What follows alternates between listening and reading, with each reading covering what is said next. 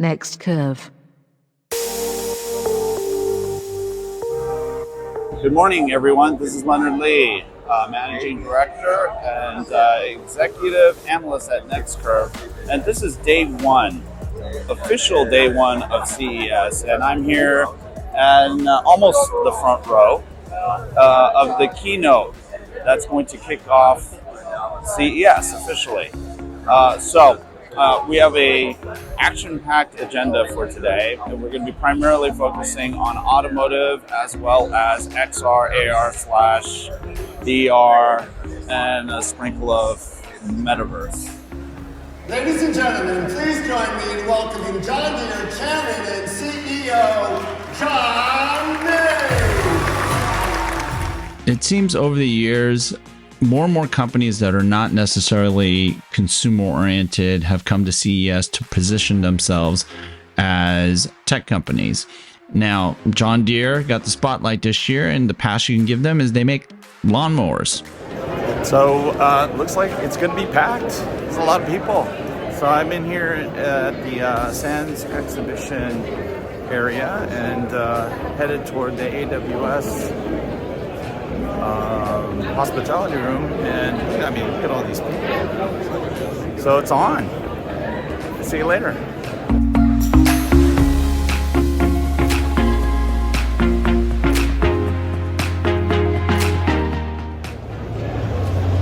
It's a friend of ours, Microsoft,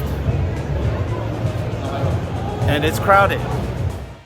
While situated in the Metaverse section, Microsoft didn't feature anything XR-ish, but I did get to try out their Surface Studio 2 Plus, which is their latest version of their 2-in-1 desktop PC, and I also tried out the Laptop Studio, which is a scaled-down version of the Studio desktop in a laptop form factor. And then I also checked out the new Surface 9 Pro SQ3 processor plus 5G version, which I thought was pretty cool. Unsurprisingly, HoloLens didn't make an appearance at CES 2023, but the Microsoft team did push their Xbox Cloud Gaming as being as close to XR as they had. At MWC 2018, I was approached by a company called LetinAR out of South Korea, specializing in AR optical solutions based on their pin tilt and pin mirror technologies. Now, the big deal is that their technologies allow for more compact AR glass designs. Congrats on being a CES 2023 Innovation Award honoree. Right next door, I stumbled upon an AR optical company out of China called Ant Reality that uses waveguide optics. This approach contrasts with LetinAR's approach, and clearly, LetinAR's demo glasses are thinner and likely lighter given their plastic molded lenses. I also stopped by the Magic Leap exhibit. This company has long been the great hope for AR and continues to press the edge of mixed reality devices and experiences. That being said, the new Magic Leap 2 headsets remain bulky, and it's difficult to imagine mass consumer adoption.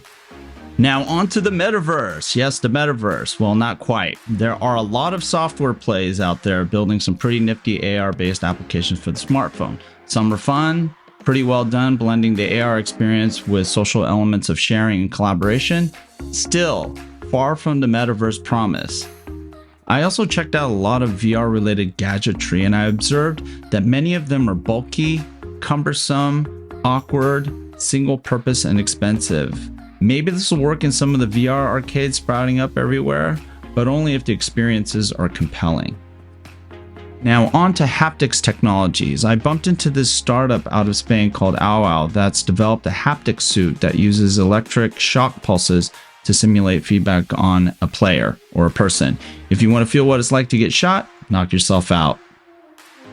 Then there's Hibanachi, a startup that I encountered at the Lenovo XR exhibit. They developed an interface that uses directed sound waves to simulate feel and pressure of virtual things.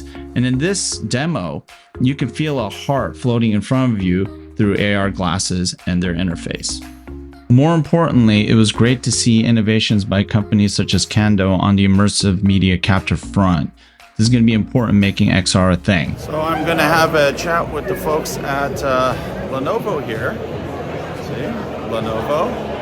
And in particular, I'm going to be chatting about the Motorola phones. So let's go inside. This is the Lenovo ThinkPhone by Motorola. We're super excited about this for several reasons. One, it's durable. It is military standard H10H grade. It has aircraft aluminum around, Gorilla Glass thickness on the front, and IP68. That means I can drop it in water and it's totally fine and I can bring it back out. But what really makes it special is the integration it has between the phone and the PC. Automotive was a huge thing at CES this year, and I had a chance to meet up with my friend Thomas Mueller, CTO of Wipro Engineering, who gave me a rundown of their cloud car ecosystem that provides support and enablement of software-defined vehicles. Okay, now I'm headed to the Snapdragon booth here in the West Hall to meet with the folks at Qualcomm about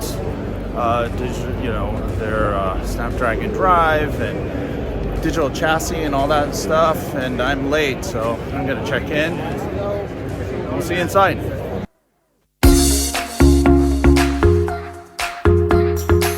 Is our autonomous driving platform. It consists of 11 cameras all around the vehicle. Qualcomm Snapdragon SoCs are helping Tier 1 auto suppliers drive a software-defined re-architecting of the car. In showcasing this vision, Qualcomm unveiled a concept car that serves as a reference design for the car of the future. Really long day. My feet hurt so bad.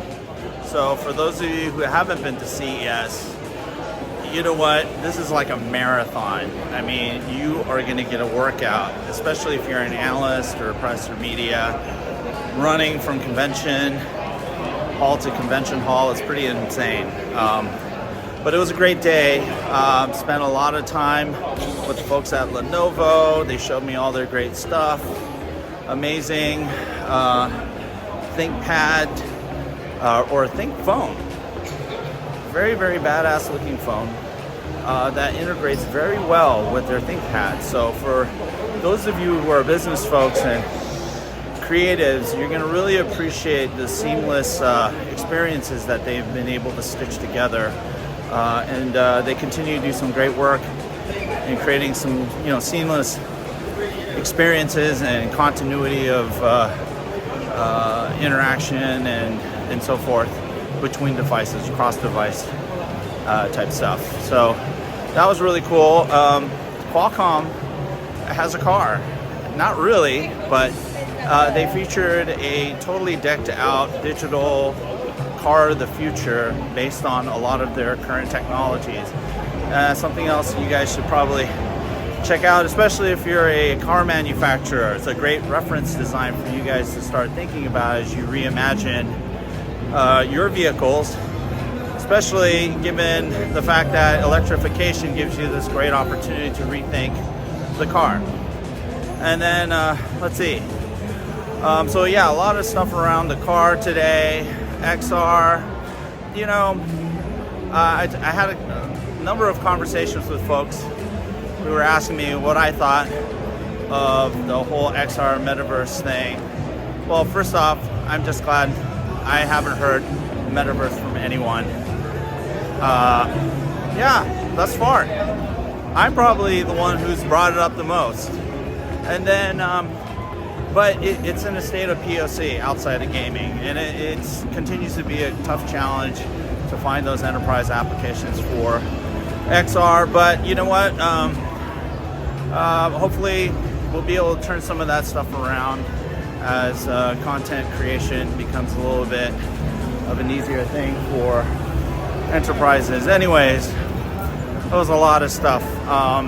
We'll have a article coming out that provides a little bit more detail. There's a lot of stuff that I probably am missing in this recap for day one of CES 2023. But we will see you tomorrow for day two